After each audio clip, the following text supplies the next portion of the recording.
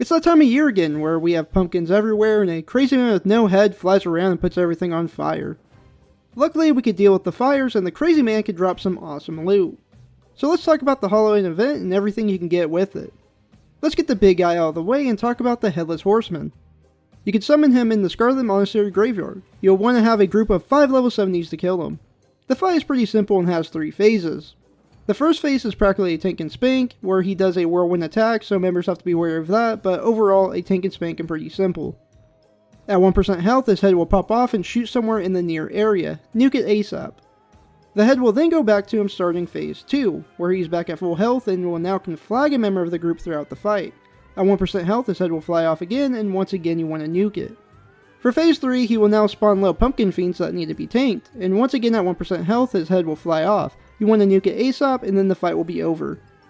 Each member can summon him once a day, so with a full group you'll be able to summon him 5 times and get a whole bunch of loot. His drops include some spicy rings that aren't too insane, but they're still pretty solid. He can also drop a plate DPS helm that looks pretty wild, along with a cloth blue helm that has no stats, but is great transmog for the monthly pumpkin parties you attend.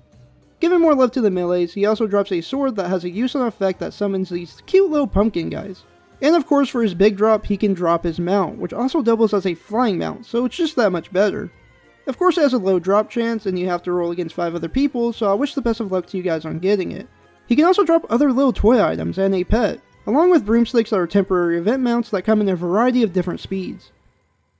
Now moving on to the open world side of things, you can trick or treat at any innkeeper and get a chance at getting some fun little goodies. The treat bag can include a variety of items that include wands that transform party members, masks, and candy that can restore health/mana. You also get candy treats that can give a variety of buffs and are a nice little bonus. Plus you'll get pumpkin treats that will change your character in a variety of different fashions, and they actually give bonuses. For example, the pirate form gives a 50% speed buff, and the ghost form gives levitation.